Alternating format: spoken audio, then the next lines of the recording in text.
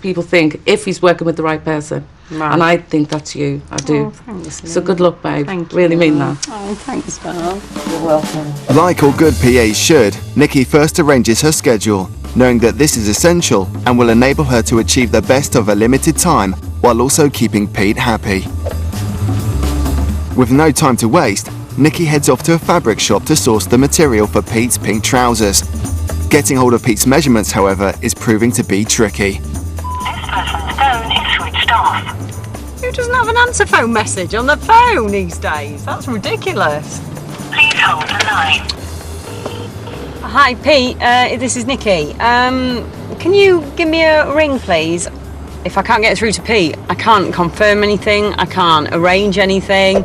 Yeah, it's quite funny. When Pete needs to get me on the phone, I'm always there. But when I try and get hold of Pete, it's almost impossible. If Pete doesn't get back to me within the next half hour, I'm going to have to make these decisions for him. It's not what I want to do. I'm sure he won't be happy, but I've got no choice. I can't leave people waiting. Hello? I've been trying to get hold of you. I know, but I didn't recognise the number on the mobile and I'm half blind. Oh, I wanted you to come over here, but you can't come with a camera crew. Right, well, I'm just going to go and get this fabric for you and then I'm going to come around. Even more things I've got to add to my schedule. First of all, I've got to get these trousers. At the beginning, when I spoke to Pete about the wedding, he was actually okay. He felt it was okay because I was going to take a lot of the weight off his shoulders, but I could definitely tell there was a lot of nerves underneath. All right, honey, I'll sort it. All right, bye.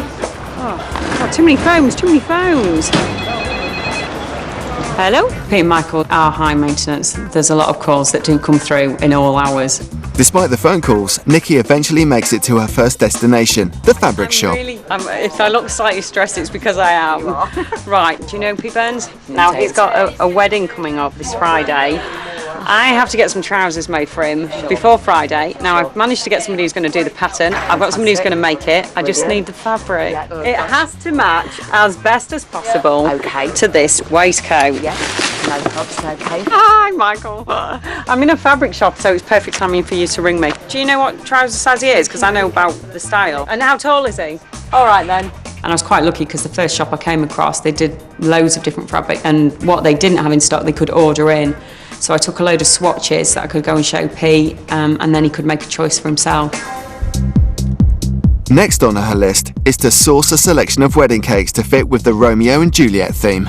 Right, let me just run through what it is that I'm after and then you'll have a better idea. What I'm looking for is kind of like themes of the Baz Luhrmann Romeo and Juliet film. Well, in the film, there's like a kind of sacred heart. It's like a heart with flames coming off it. Friday morning, if possible, I'm going to be there all day. Gold, and there's like a yellow background, and like it's a dagger with some kind of roses around it. Is it possible for you to actually bring it to the venue? Is it possible for someone to come and drop it off? Because I know it's really busy.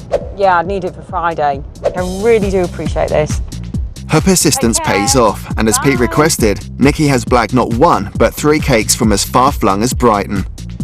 So I know I've got 3 cakes, but to be fair, if I haven't seen them and one of them's kind of not up to scratch, at least I've got something to fall back on.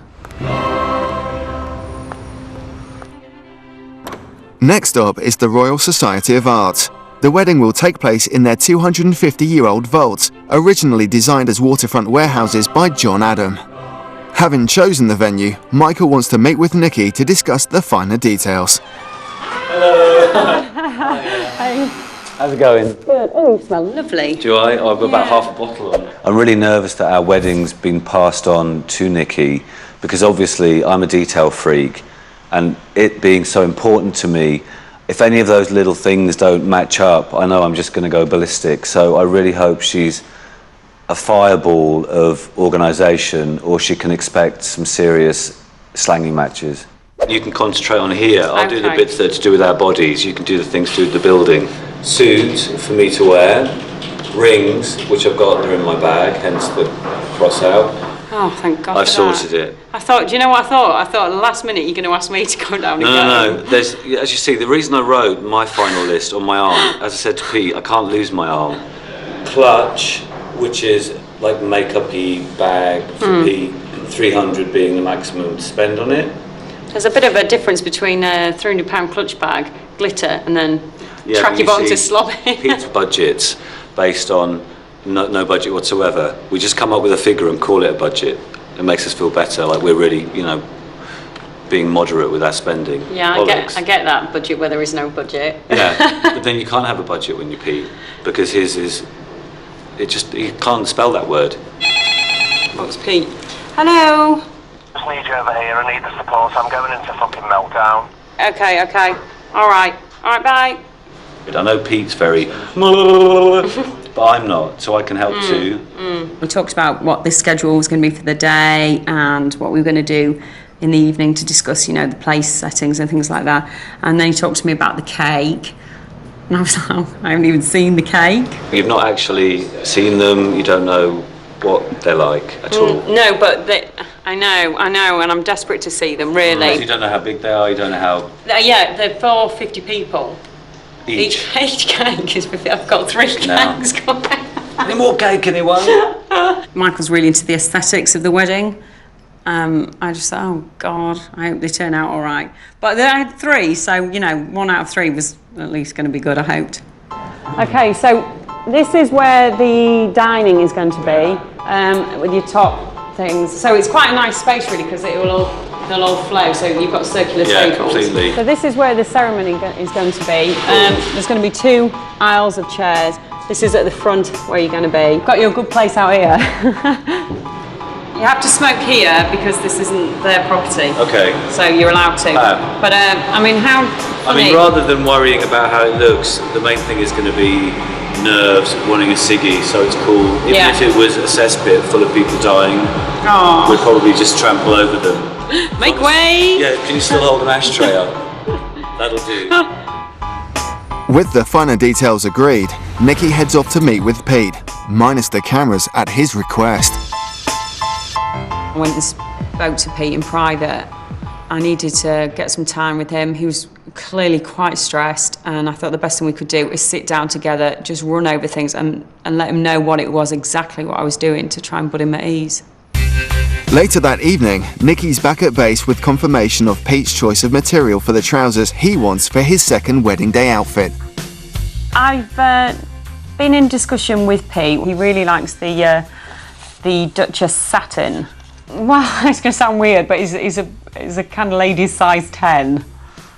There have been times when I've been doing this job when I've thought, my God, if they could see the amount of stuff I was doing, would the other PAs really want to do this job?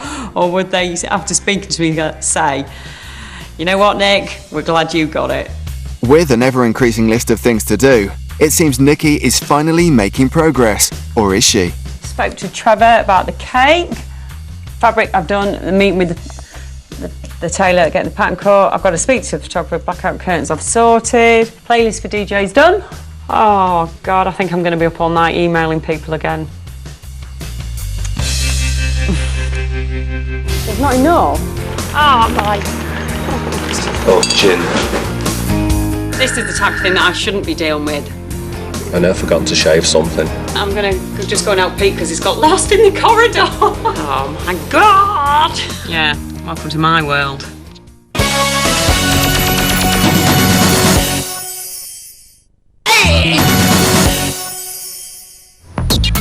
It's day 3, and after a sleepless night, Nikki has just over 24 hours before Pete Burns marries his boyfriend, Michael Simpson. Phone rings constantly, and probably there's been nights where it's rung, I think, as late as like 12:30, 1 in the morning. And this morning I had an early call.